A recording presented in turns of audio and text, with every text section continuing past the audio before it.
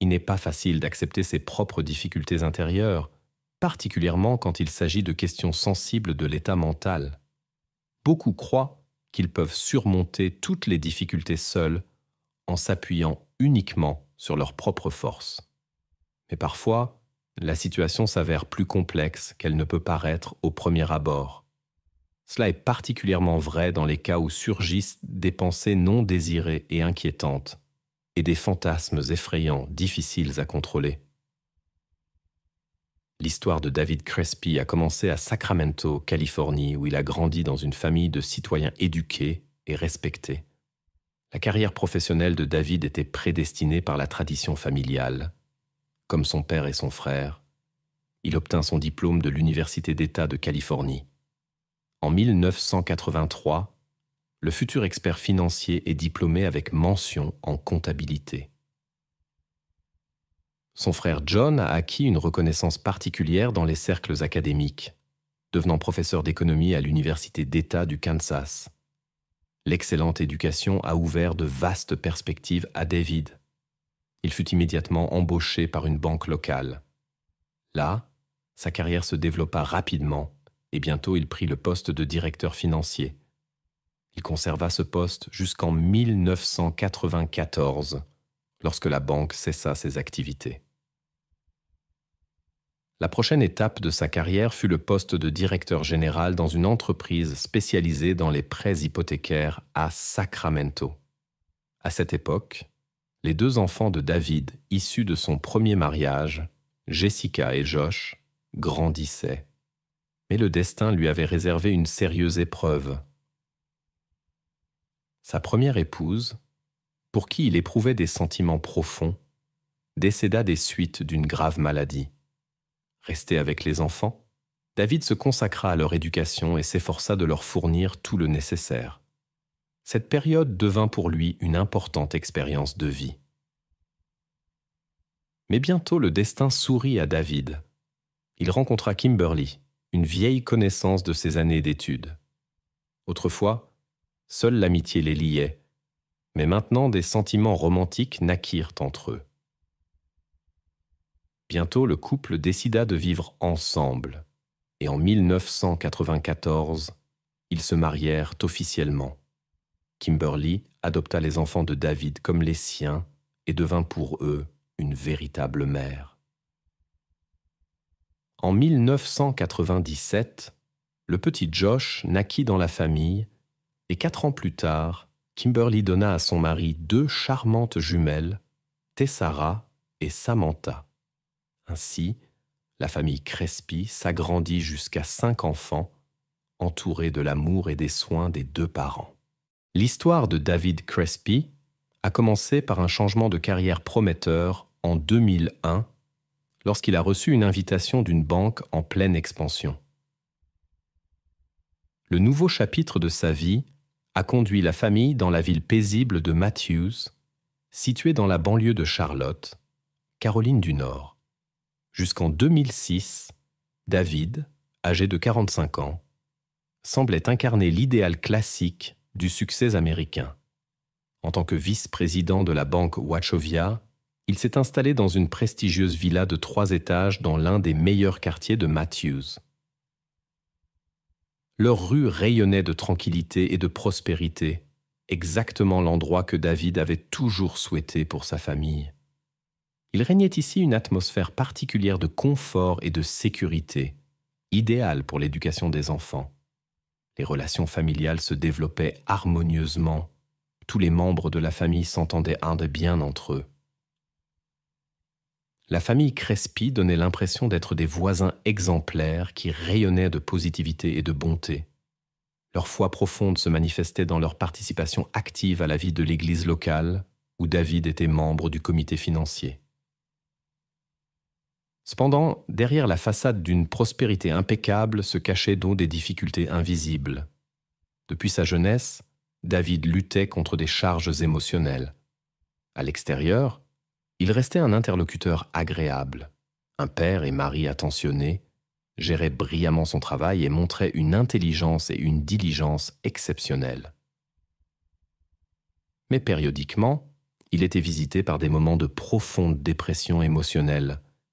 Ces états venaient de manière inattendue et intense et disparaissaient tout aussi soudainement.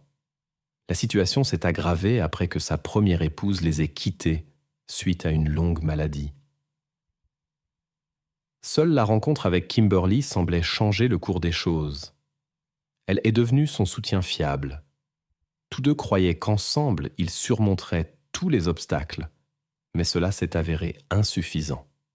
Les premiers signes de mal-être émotionnel sont apparus lorsque David avait 20 ans. Dans sa jeunesse, il n'y accordait pas d'importance particulière. Les déceptions romantiques typiques de cet âge et l'incertitude de l'avenir semblaient être une raison suffisante pour une mélancolie temporaire. La réalité s'est avérée plus complexe que les idées de jeunesse.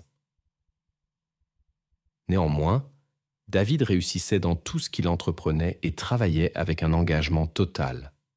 Il ne soupçonnait pas quel prix il devrait payer pour ce succès. Dans sa jeunesse, il avait décidé de gérer ses difficultés de manière indépendante, sans recourir à l'aide de professionnels. Environ 20 ans s'étaient écoulés. Et maintenant, à son poste de direction à la banque, David expliquait ses bas émotionnels par l'augmentation de la charge de travail et des responsabilités. La famille connaissait son état, et les collègues remarquaient aussi les changements périodiques de son humeur.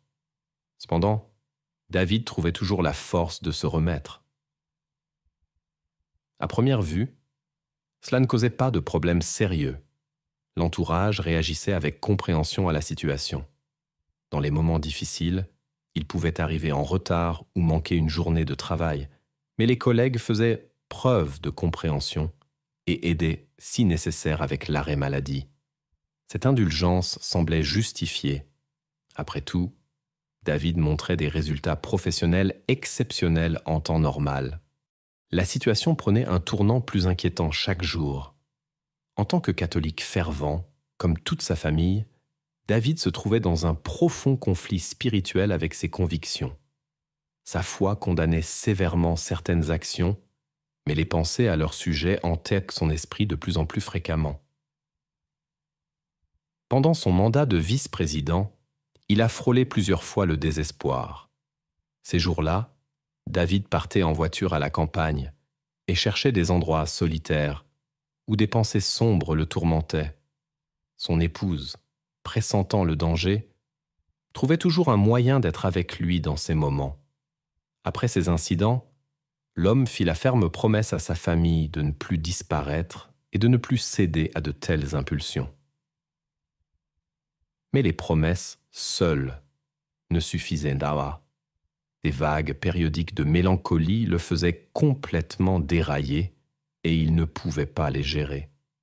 La parole donnée n'aidait pas à se débarrasser des pensées obsessionnelles. La pression intérieure n'a fait qu'augmenter quand il ne pouvait plus montrer ouvertement ses sentiments dans les moments difficiles. Progressivement, son humeur a changé. Des fantasmes inquiétants sur d'autres personnes sont apparus. L'inquiétude est devenue la compagne constante de David. Un jour, alors qu'il était avec sa femme à un feu rouge, il parla froidement de la possibilité de diriger la voiture à grande vitesse vers la foule, car selon lui, ces gens n'ont aucune importance particulière. Son épouse l'a perçu comme un humour noir inapproprié, sans reconnaître le sérieux de ses intentions. À ce moment-là, il prenait déjà depuis longtemps les médicaments prescrits par le spécialiste, mais il ne semblait apporter aucun soulagement.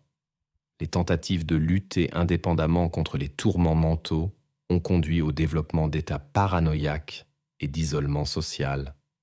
Durant cette période, il était de plus en plus hanté par la peur de perdre sa position et de tomber en ruine. Chaque fois, il imaginait le pire développement possible des événements, ce qui ne faisait qu'aggraver son état. L'histoire de Kimberly et son mari a commencé bien avant les événements décrits. Déjà en l'an 2000, elle avait remarqué que son mari traversait des phases émotionnelles difficiles. Consciente de la gravité de la situation, elle l'a convaincu de consulter un spécialiste. David a accepté de commencer un traitement et a suivi strictement toutes les recommandations du médecin. Après un certain temps, un effet secondaire des médicaments prescrits est apparu. Un changement significatif de poids. Cela inquiétait David et il décida de consulter un spécialiste pour ajuster le traitement. Jusqu'en 2006, David Crespi, âgé de 45 ans, était déjà devenu un patient régulier de son médecin. À ce moment-là, son état s'était alternativement amélioré et détérioré pendant plus de 2 décennies. Avec le temps, David remarqua que les phases de malaise mental devenaient plus fréquentes et plus intenses. Dans ces moments, il était tourmenté par des pensées inquiétantes et des idées obsessionnelles. Malgré le suivi régulier du spécialiste, il préférait garder ses expériences pour lui-même, espérant pouvoir les gérer seul avec l'aide des médicaments prescrits.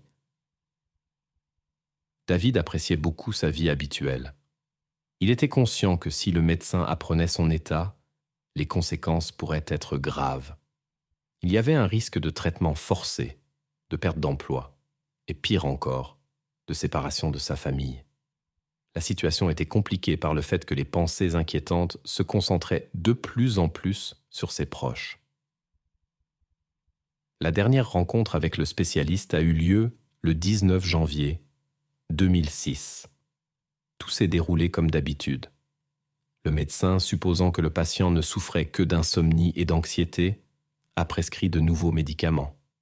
Le médicament qui avait causé la prise de poids a également été remplacé. Le spécialiste n'a rien remarqué d'inhabituel dans le comportement de David, qui cachait habilement ses véritables sentiments. Le vendredi 20 janvier 2006, toute la famille Crespi était à la maison. Kimberly était avec son mari et les jumelles de 5 ans, Samantha et Tessara, que leur père aimait plus que tout. David s'était mis en arrêt maladie en raison d'un nouvel épisode de malaise mental. Les filles se remettèrent d'un rhume et sont donc restées à la maison, bien qu'elles se sentaient déjà beaucoup mieux. La journée a commencé comme d'habitude. Rien n'indiquait de changement. À 11h30 du matin, David reçut un appel de sa mère. Le contrôle quotidien habituel.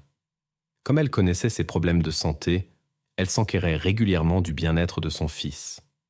Leur conversation dura environ 15 minutes, pendant lesquelles David put assurer à sa mère qu'il allait bien. À ce moment-là, les 3 aînés, Jessica, 17 ans, Dylan, 14 ans, et Josh, 9 ans, étaient à l'école. Bien que sa femme Kimberly connût l'état difficile de son mari, tout semblait calme extérieurement.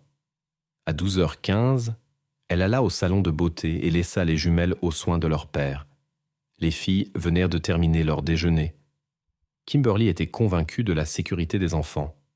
Après tout, David avait toujours montré un soin sincère envers eux. Après le repas, il travailla brièvement sur l'ordinateur puis décida de passer du temps avec ses filles. Il proposa de jouer à cache-cache. Les filles acceptèrent joyeusement et se dispersèrent dans la maison.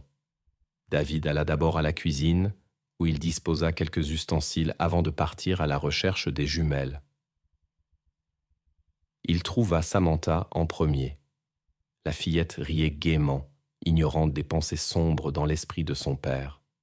Il conduisit silencieusement l'enfant à la cuisine et mit fin au jeu. Ce qui se passa ensuite changea le destin de cette famille à jamais. Tessara entendit des bruits étranges, quitta sa cachette et fut témoin involontaire des événements. Malgré son jeune âge, elle comprit. Quelque chose de terrible s'était produit. Dans une tentative de se sauver, elle se cacha au premier étage. Mais le père poursuivit son chemin. Il trouva rapidement la deuxième fille dans la salle de bain de la chambre parentale. Tessara supplia en larmes d'arrêter, mais ses supplications restèrent sans réponse. Les événements se développèrent rapidement et inexorablement. Ensuite, David prévoyait de disparaître. Il pensa même à un itinéraire vers le pont. Mais quelque chose le retint. À la place, il se mit en ordre et composa le 911. D'une voix calme, il signala ce qui s'était passé. Son langage était clair et raisonnable. Il donna tous les contacts nécessaires, y compris le numéro de sa femme et son emplacement. Il n'y avait aucune anomalie dans son comportement. La seule chose qu'il demanda fut de se dépêcher, suggérant ses plans futurs. Après un appel d'urgence, le répartiteur envoya immédiatement des patrouilles à l'adresse indiquée.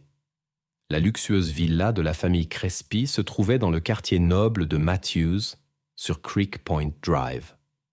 Sa valeur approchait le $1 000 000.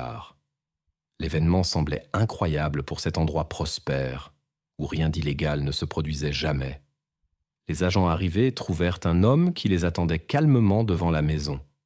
Son épouse était au salon de beauté à ce moment-là.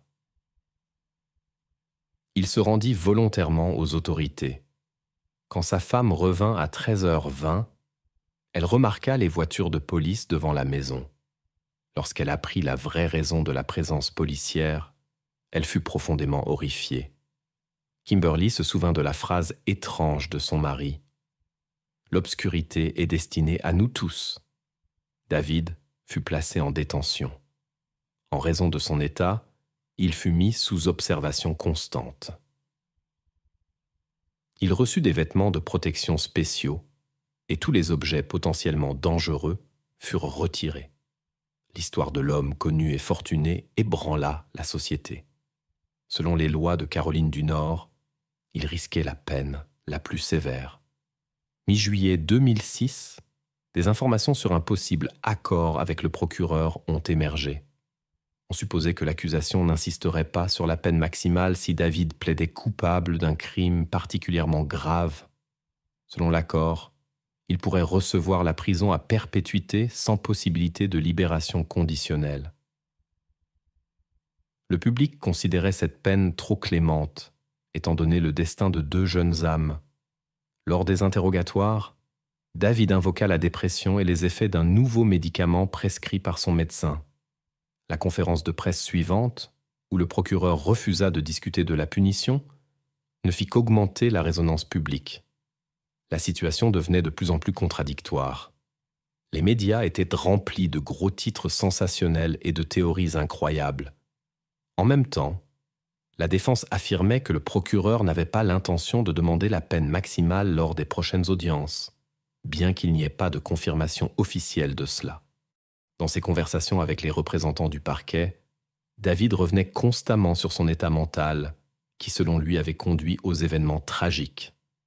Il a décrit en détail sa lutte de plusieurs années contre de profondes charges émotionnelles et a avoué que son état s'était rapidement détérioré ces derniers mois.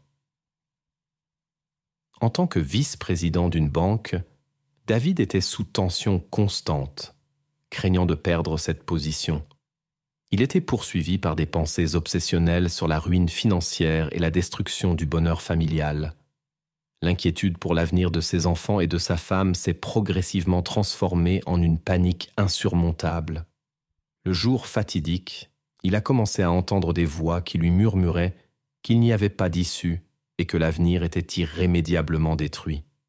Ces voix l'ont poussé à des actions irréversibles envers les jumeaux. Dans sa conscience troublée, il a développé l'étrange idée que les jumeaux partageaient ses états émotionnels. C'est pourquoi, croyait-il, il refusait d'aller à la maternelle. Progressivement, dans son esprit s'est consolidée la pensée absurde que certaines actions envers les enfants mettraient fin d'une manière ou d'une autre à ces expériences tourmentées.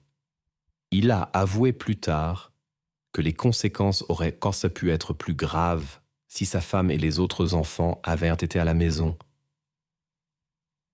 Étonnamment, Kimberly a trouvé la force de pardonner à son mari. Elle s'est prononcée contre la peine de mort qu'elle considérait excessive. Malgré sa profonde douleur, la femme a déclaré à plusieurs reprises aux journalistes que même la punition la plus sévère ne changerait pas ce qui s'est passé le 20 janvier.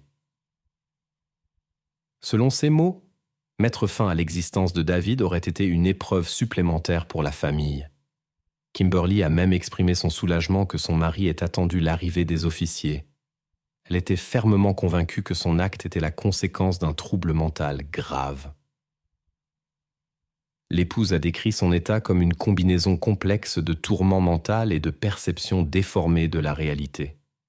Kimberly gardait l'espoir d'une possible restauration de la santé mentale de son mari et croyait qu'il pourrait retrouver son état antérieur d'homme aimant et calme. Elle était convaincue que la vie de David garderait sa valeur, même s'il devait la passer en prison. La décision sur la peine restait incertaine.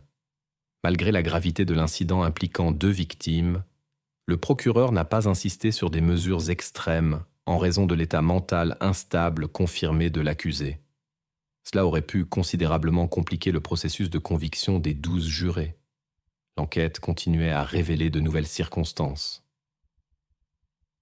Les avocats ont soigneusement préparé la défense, s'appuyant sur plus de 20 ans d'antécédents de maladie mentale de David.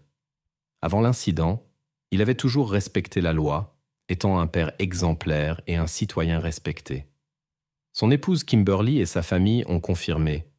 Il n'avait jamais montré d'agressivité et prenait soin avec dévotion de sa femme et de ses enfants.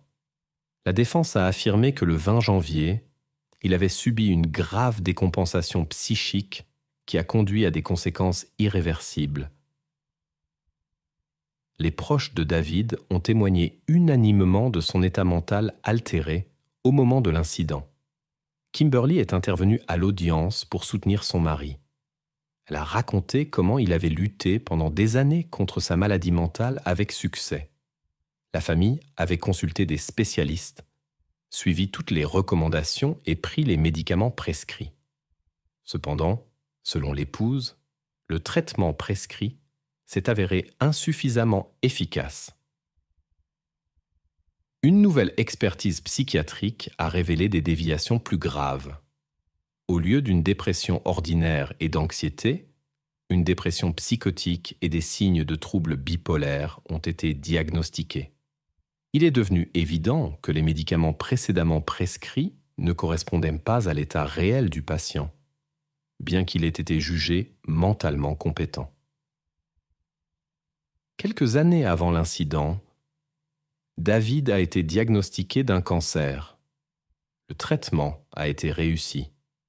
Le jour de l'incident, il devait subir un examen de routine. La défense a présenté des documents médicaux concernant la prise de 3 médicaments par l'accusé pour la dépression, l'anxiété et la régulation du sommeil.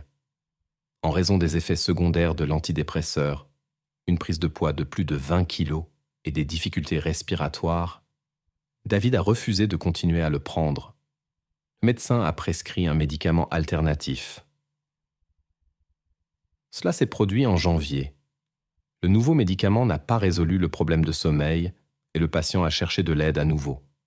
Alors, selon les avocats, la décision fatale a été prise.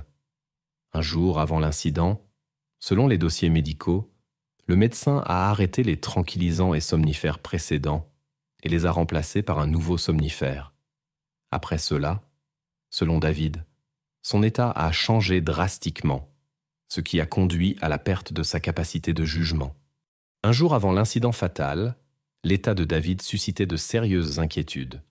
Son comportement semblait étrange et son humeur fluctuait de manière imprévisible. L'homme était tourmenté par des pensées obsessionnelles sur l'effondrement financier de la famille. Cependant, la direction de la banque où il travaillait appréciait beaucoup son professionnalisme. Le parcours de David était irréprochable et il n'y avait aucune raison de s'inquiéter pour sa carrière. Sa situation financière lui permettait de subvenir aux besoins de la famille en toutes circonstances. Mais son état mental instable le rendait particulièrement sensible à toutes les peurs, même les plus infondées. Lors de la séance, David a avoué être obsédé par l'idée de ne pas recevoir sa prime annuelle. L'année précédente, on lui avait versé 45 000 $, mais maintenant cet argent lui semblait inaccessible. Comme on l'a découvert plus tard, ses craintes n'étaient que le produit de son imagination. Quelques semaines après le jour tragique, la famille a appris que la banque avait approuvé pour David la plus haute prime de toute sa carrière. Cela est devenu un argument majeur pour la position de la défense. L'état de l'homme ne lui permettait pas d'évaluer la réalité de manière adéquate. Pendant la période des procédures judiciaires, Kimberly n'a pas laissé son mari seul. Chaque semaine, elle visitait avec les enfants l'unité médicale de la prison où se trouvait David. Elle parlait à plusieurs reprises de son amour sincère et de sa foi en lui, convaincue qu'avec le temps, la maladie pourrait être contrôlée pour éviter des incidents similaires. Pour Kimberly, David restait toujours une personne bienveillante et attentionnée. Elle pensait que seul le traitement mal choisi avait conduit à l'incident et au tourment que son mari avait dû endurer pendant des décennies. Les agents des forces de l'ordre qui sont arrivés à la maison de la famille Crespi ce matin de janvier ont avoué plus tard que c'était l'expérience la plus difficile de leur carrière. Les souvenirs de ce qui s'est passé les accompagneraient pour toujours. Ce fut particulièrement difficile pour Kimberly, qui revenait du salon de beauté et a vu devant la maison la police et les ambulanciers s'occupant de ses filles. L'histoire des pensées troublantes de David avait des racines profondes. Il était sous surveillance médicale spécialisée pendant longtemps et prenait des médicaments prescrits.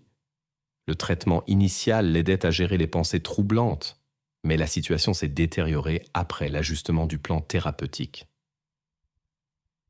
Les spécialistes qui ont étudié ce cas ont conclu que certains médicaments étaient incompatibles entre eux, ce qui a conduit à une détérioration significative de son état. David a avoué plus tard que les premiers signaux d'alarme sont apparus quand ses filles jumelles avaient 3 ans. Un jour, lors d'une promenade avec les filles dans l'arrière-cour, il avait emporté un ustensile de cuisine, mais a réussi à se retenir. À ce moment-là, il a réussi à se convaincre que tout s'améliorerait, en particulier la situation financière de la famille. Après cet incident, David a consulté un médecin, mais n'a pas dit toute la vérité et a seulement fait allusion à des pensées négatives sur d'autres personnes. Ce que David craignait le plus était de perdre le contact avec ses enfants et que sa famille, la chose la plus importante au monde pour lui, puisse se désintégrer. Probablement, la communication incomplète avec les médecins a conduit à une évaluation incorrecte de son état. Après la consultation, on lui a prescrit un nouveau complexe de médicaments dont l'effet secondaire était la prise de poids. Inquiet des changements, David voulait changer la thérapie pour une sans de telles conséquences. Il a admis que pendant de nombreuses années, des épisodes troublants liés à la famille se produisaient périodiquement, mais il croyait pouvoir garder la situation sous contrôle. L'homme était convaincu qu'il ne mettrait jamais ses pensées obsessionnelles en réalité. Selon les récits de David, ce matin-là, il travaillait sur l'ordinateur après que sa femme soit partie au salon de beauté. Soudain, une idée persistante concernant ses filles lui est venue. À ce moment-là, il pensait que tous les problèmes deviendraient insignifiants, car il n'y aurait plus personne dont il faudrait s'occuper. Aujourd'hui, il reconnaît que son état instable était la cause de tout, mais à ce moment-là, une décision concernant les jumelles s'était déjà formée dans son esprit. Lors des premiers entretiens avec les enquêteurs, David se comportait avec assurance et répondait sans hésiter. Ses réflexions semblaient inquiétamment calmes, mais la situation a fondamentalement changé après qu'il ait reçu une aide professionnelle dans un établissement fermé. Ce n'est qu'alors que David a pris conscience de l'ampleur de ses actes. Il a avoué n'avoir jamais partagé ses pensées troublantes avec d'autres auparavant. Même lorsque des idées obsessionnelles de nuire aux autres le hantaient pendant ses trajets en voiture, il gardait cela pour lui. Son épouse Kimberly ne soupçonnait pas la gravité de l'état de son mari. Le médecin traitant n'a pas été tenu responsable de ce qui s'est passé. Il l'a justifié en expliquant que le patient avait dissimulé des informations importantes, rendant impossible une évaluation complète de son état. Le spécialiste a également noté que chaque médicament peut provoquer des réactions individuelles difficiles à prédire. L'aide professionnelle et la thérapie que David a reçue dans l'établissement pénitentiaire ont eu un impact significatif sur son état. Lors des audiences préliminaires, il a montré une pleine compréhension de la responsabilité de ses actes et n'a pas essayé de se justifier. Les experts médicaux ont confirmé que son état est maintenant stable et qu'il peut participer aux procédures judiciaires. Les proches de David ont été bouleversés par ce qui s'est passé. Son père avait vu son fils une semaine avant l'incident. À ce moment-là, il semblait complètement normal et rien n'indiquait les événements à venir. Fin juillet 2006, un procès s'est tenu concernant une affaire sensationnelle liée à un incident tragique. L'accusé a accepté un accord avec la justice et a reconnu sa responsabilité. Le parquet a alors adouci sa position dans l'affaire, ce qui a apporté un certain soulagement à Kimberly, son épouse. Cette décision a déclenché un vif débat public qui a divisé les gens en deux camps. Une partie de la société insistait sur une peine maximale. Malgré sa courte durée, le procès s'est déroulé dans une atmosphère extrêmement tendue. Les proches de David n'ont pas pu contenir leurs émotions, et lui-même, après avoir compris la gravité de ses actes, a montré un repentir sincère et a dit que cette prise de conscience l'accompagnerait pour toujours. Même les enquêteurs expérimentés, qui ont été les premiers à arriver sur les lieux, ont lutté avec leurs émotions en se souvenant de ces événements. À l'issue des audiences, le tribunal a condamné l'homme à 2 peines de prison à perpétuité sans possibilité de libération conditionnelle. Cette affaire continue de soulever de nombreuses questions dans le public. En particulier, on discute de la version selon laquelle David était vraiment inconscient à ce moment-là. Ses déclarations sur un épisode psychotique incontrôlable sont mises en doute car ce jour-là, il s'est comporté comme d'habitude. Il a communiqué avec sa mère et son épouse, a travaillé et n'a montré aucun signe d'instabilité. Il est notable que la tragédie s'est produite précisément lorsque son épouse n'était pas à la maison. La séquence de ses actions ultérieures semblait tout à fait consciente. Il s'est arrangé, a appelé les services d'urgence et a avoué. Actuellement, David purge sa peine dans un établissement pénitentiaire en Caroline du Nord, tandis que Kimberly se consacre à éduquer la société sur les possibles conséquences graves de la prise de certains médicaments.